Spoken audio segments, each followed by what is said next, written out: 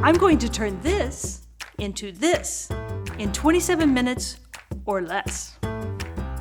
Will I finish in time? Or will I have to hit the turbo button?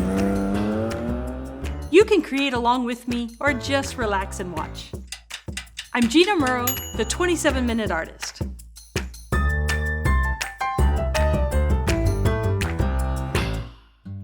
Reflections Lake is located halfway between Anchorage and Palmer, Alaska.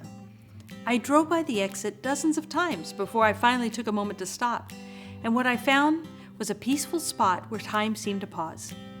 We'll recreate that peaceful moment using waterproof pens and colored pencils. Here are the supplies you'll need. Smooth drawing paper, artist tape to secure the paper to a foam board, 2 waterproof ink pens. I used a Micron 04 and a Tombow Fudenosuke in black. Colored pencils in these colors. An X-Acto knife or pocket knife for sharpening the colored pencils, and a kneaded eraser. Okay, let's head to the lake and have some relaxing creative time.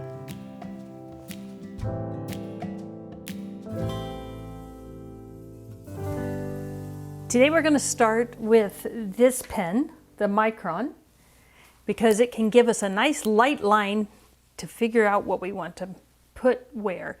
The focus of this picture is the front grasses, not the back. So we're just going to quietly get that line in the back. And then the island comes up there. Okay, let's get some of those tree lines in. This is a lake called Reflection Lake near my old house in Alaska. It's a place that's really quiet. It's just right by the highway, but you don't notice the cars when you get down in there. A lot of parents take their kids down here to just walk, because the boardwalk's a little over a mile long, not too far, just the right amount for wearing out little toddler legs. And it's surrounded mostly by aspen, birch, and black spruce, which you're going to see that coming through here in just a second. We're going to go ahead and put this old dying willow bush here just because it's such an Alaskan look. And using this lighter pen, we're going to mark in where the grasses are. They're smaller back here. There's a little bit of grasses here, right? You don't have to put in everything. We're going to delete some of this, but we're going to capture the feel of what it was like to be at Reflections Lake. So when you go to a trip and you see something just gorgeous, you just love this afternoon look, but the party you're with is like, come on, let's keep going, get a move on. This is how to draw really quickly. Capture the feeling of a place. Make your grasses longer as they come closer. The color of the place, the smells, the air. In just a few moments. That's what you want to do. So we're not going to put in every detail. I'm using this pen. You'll notice these grasses almost look like they're planted by a nurseryman. They're in little clumps.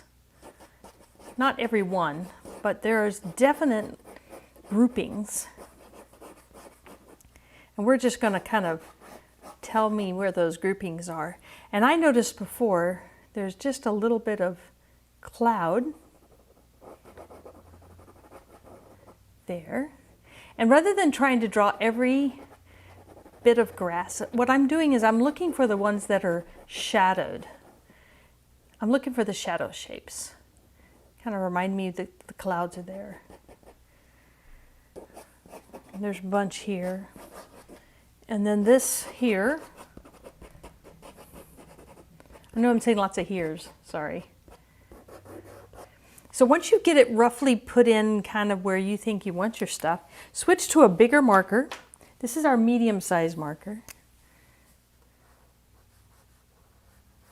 And using light little strokes, put in your lines.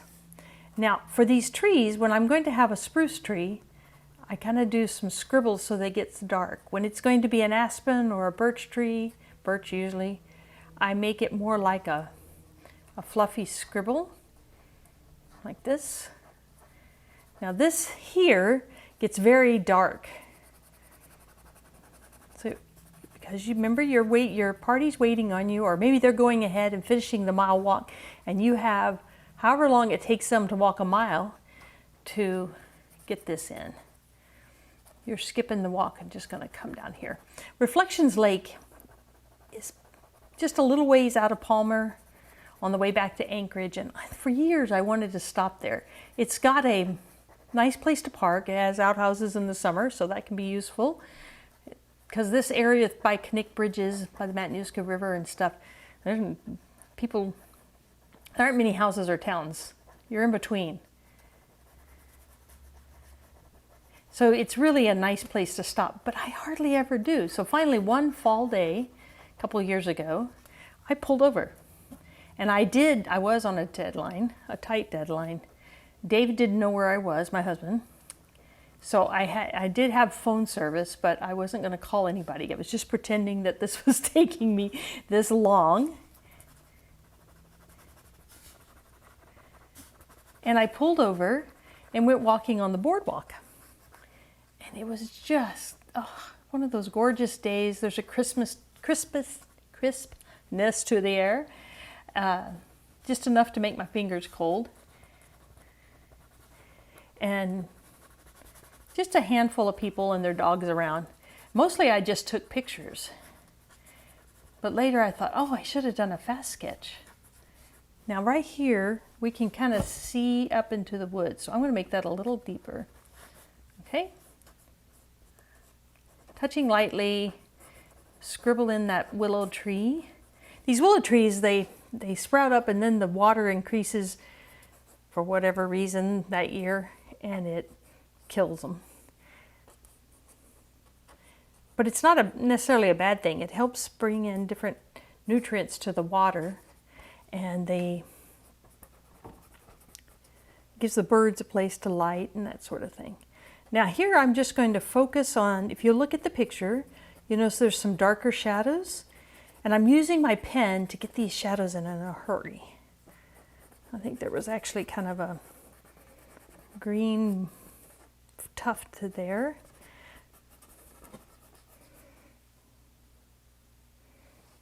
And when I do water, I'm going to go horizontal and just avoiding the cloud shapes. And putting those marks for the water mainly where it would be shadowy. Here. Here's my focal point. This nice warm bunch of grasses there. So I'm going to keep that kind of light at the moment. Again, speed is of the essence because my party has already walked most of the mile and they're coming back.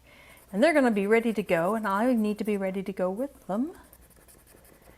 This is also good if you're walking, if you're in a really public place and you want to sketch something real quick to capture the essence. If you can get the shadows in, take a quick picture with your phone, then you can come back in and finish it later if you want. Now I'm going to take a Sharpie. Using it lightly, I'm just going to kind of define where some of this stuff is, where the shadows get a little darker. Using scribbly marks, but occasionally making my marks more definitive, closer together so that it becomes more of a shape. This part of the shore on the far side was basically a black blob, or not a black blob, but dark. It had color in it.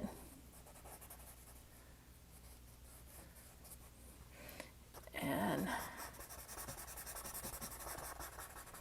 let's see, by adding some shadows in there, I can bring in the more spruce-like trees, which do make very dark shadows, and just kind of make that recede for me.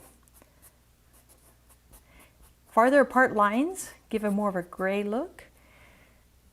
And let's see if we can work on this water a little. And this corner is really dark and I don't have time to fill it all in, so I'm going to fill it in with horizontal water-shaped marks here. And it was pretty dark through here.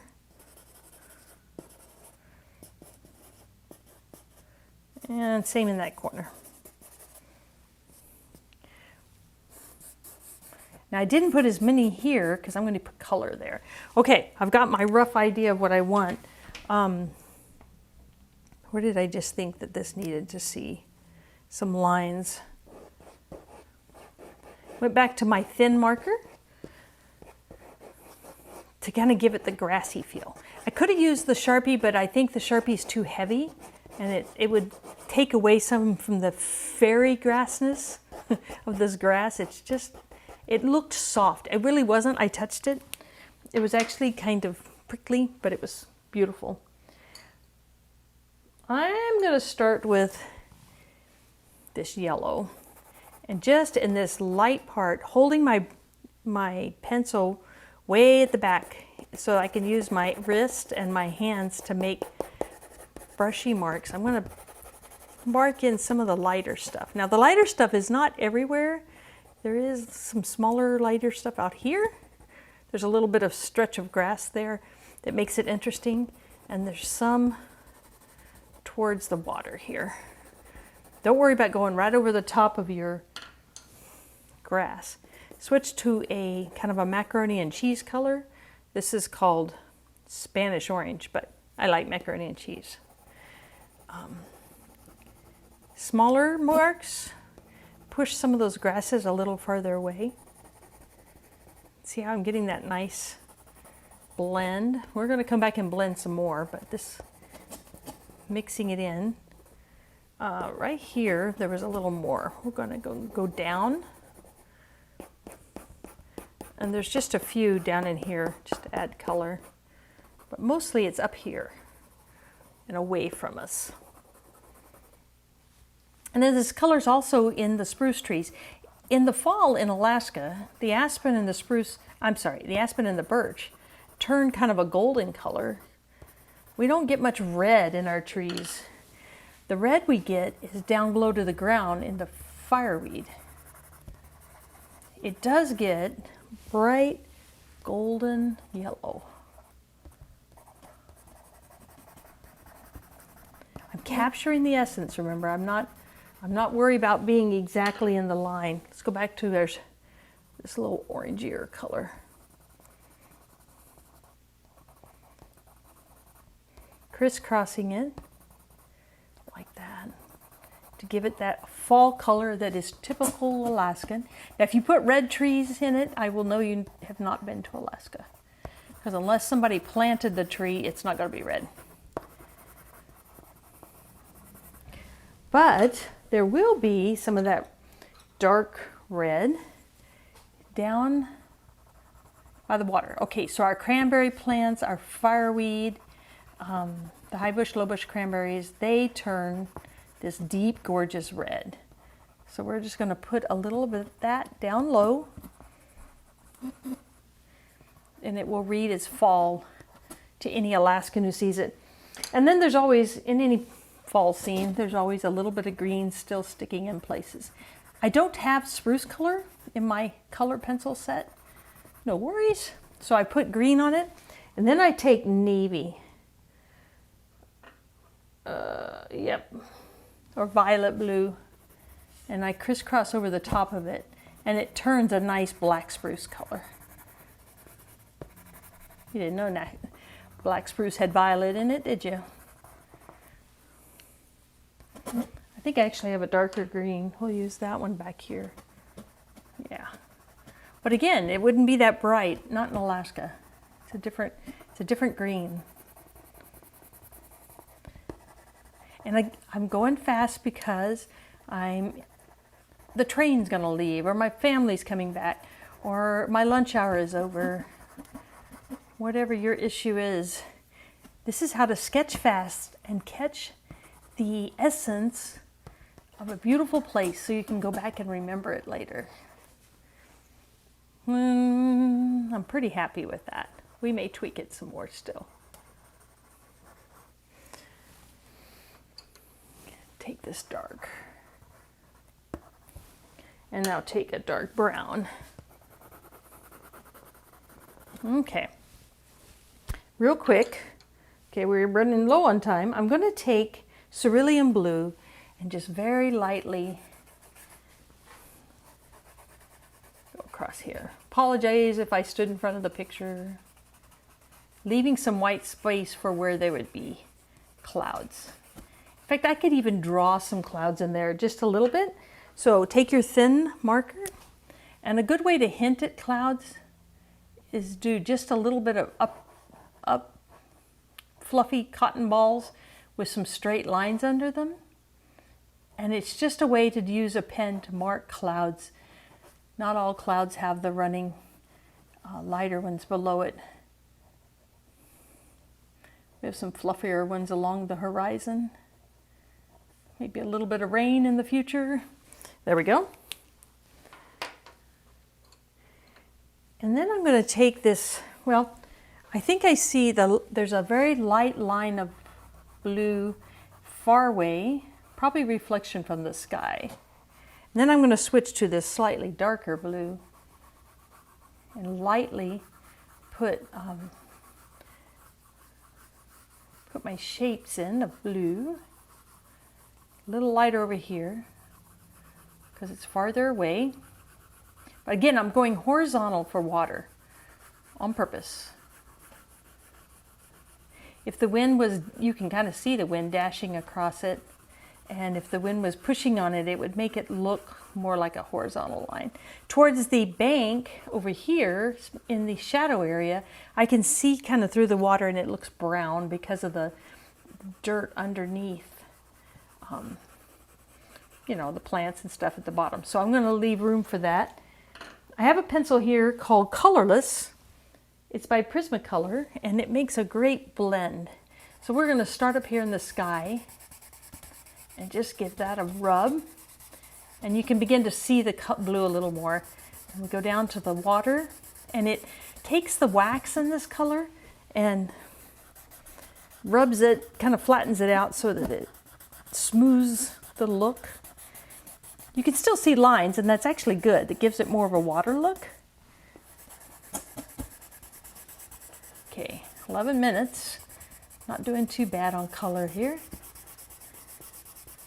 I still want to put in a bunch of green grass, so we don't want to spend too much time on the water. We'll come back to it if we have time. I'm going to take, actually, let's fix the water up here. I'm going to take a dark green and do it lightly where there's shadow and the light is hidden so that you can see into the pond. This is kind of a marshy pond. And I'm going to take this, what is it called? Goldenrod, and put in a little bit of color there, just inside the green. Rubbing it up into the bank. Switching to vertical for some more grass. And then I think I'll take this medium green. Nope, that's not what I want. This warm brown. Just rub that in a little place.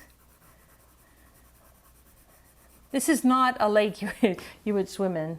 I imagine somebody's tried it, but I don't think it's ideal. Again, my colorless blender can kind of meld those colors together.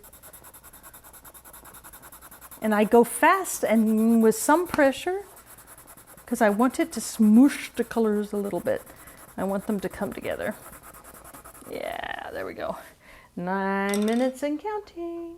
Now take this blue violet and you can see there's just a little bit of wind marks. Not all the way through, but through part of it. We'll put a few of those in. We don't have to put them all in. This kind of gives some depth to our lake. It was a little bit windy if I remember right.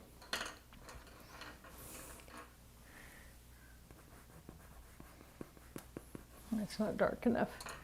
Let's go with a dark brown.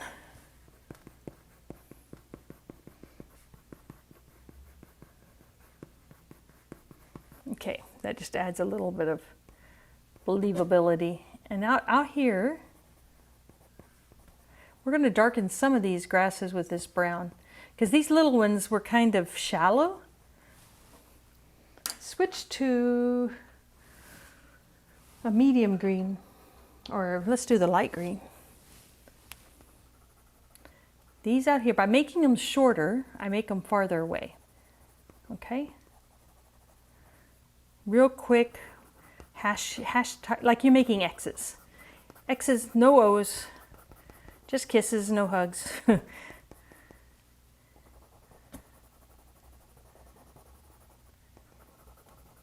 If I want more green, I just go back and forth a little bit more in that area, giving it tufts.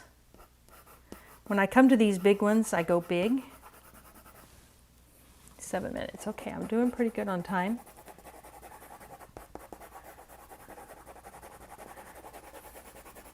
Now through this area, it's pretty much light green and yellow.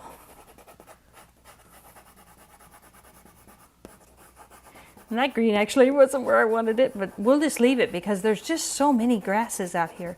We're capturing the essence of the place, what it felt like.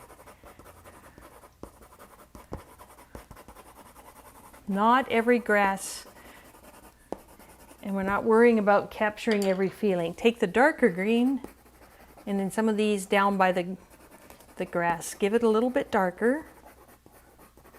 But I'm not going to do it farther out there because as it gets farther away, it gets lighter, less saturated.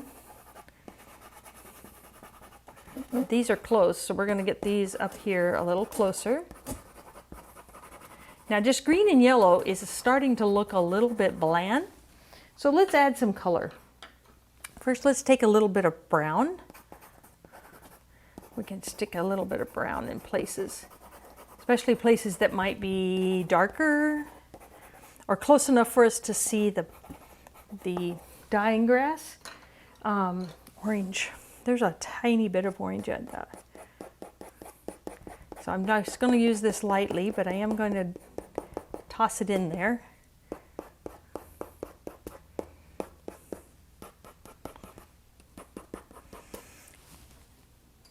This is almost looking purple to me.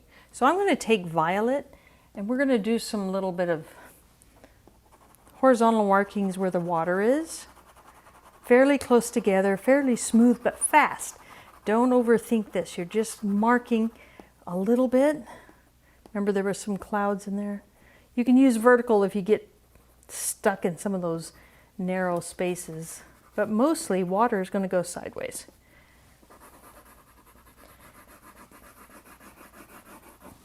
Now take dark blue.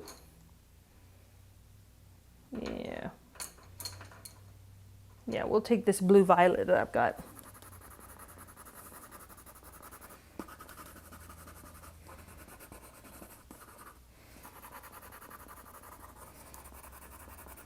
And use that to shade in some of these blue areas. Going over the purple, because my water is not really purple. There's nothing reflecting purple. I just added purple to give it a different depth and color. This is swamp. This isn't pure, clean. I wouldn't drink this water. Giardia is probably in it. There's a lot of water in Alaska I would drink. This isn't one of them. And then let's take the dark green. Do a quick little pencil sharpening there. And in some of these places, darken the green up just a little because you can see through this water. Remember, we're capturing the feeling of the place. This sunny fall afternoon in Alaska, a little bit of an Indian summer. Oh, it was so beautiful. And when I look at it, I think of Reflections Lake. And I remember what it felt like, and I loved it.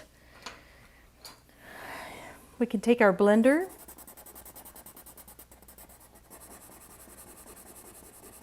And by going the other way, we get a different look, but I like it still more horizontal. I'm only blending the water. I'm not blending the grasses because I don't want them smooth. The only thing that was smooth was the water.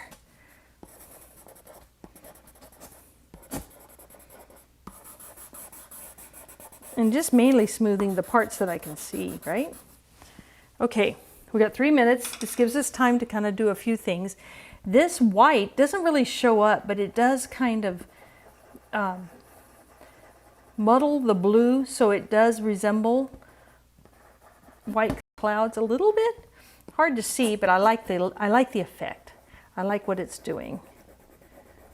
These Prismacolor pencils are wax-based, and so when you start rubbing them together, they make lovely blended colors. And again, you could do this more when you got back to the hotel room or you get home.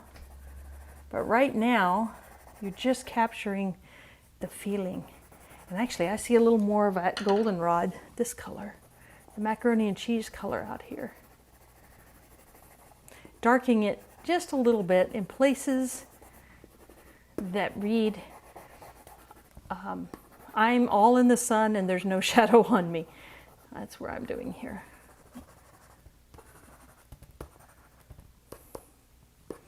Now this isn't quite dark enough, so since I only have 2 minutes, I'm going to take my marker and I'm going to draw in a little bit more of the shapes. Being careful to go smaller when I go farther away. Darker down here in the shadows, more grassy up high.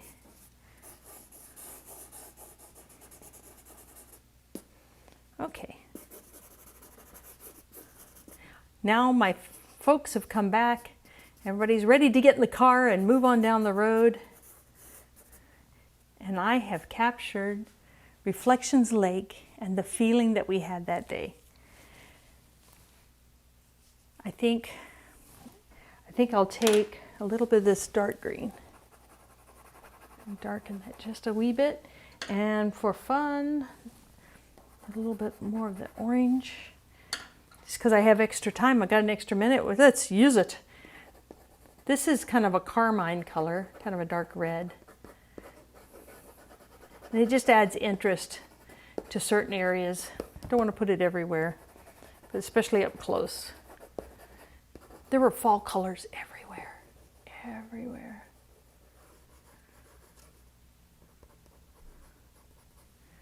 There. That's how you capture a place that you only have a few minutes to capture it, but you want to remember it forever. I'll always remember Reflections Lake. Would you like to see a preview of our next episode? Keep watching. It's coming in just 40 seconds. But first, here are a few things you can do to help me keep the videos coming. Hit the subscribe button below and leave a comment while you're there. Share this video on your social media or share it with a friend. You can go to my website where you'll find more painting tips, and you can buy the paintings I've created in these episodes. You can also see my fine art originals that took me way more than 27 minutes to create. Book me as a guest artist for your next gathering or convention. I do live painting demos and paint-alongs for groups of every size, either in person or via Zoom. Next time on 27 Minute Artist, I'm walking down the street in Cottonwood, Arizona, when suddenly a huge blue macaw is perched on my arm. I'll tell you the rest of the story as we bring this bird to life. See you next time.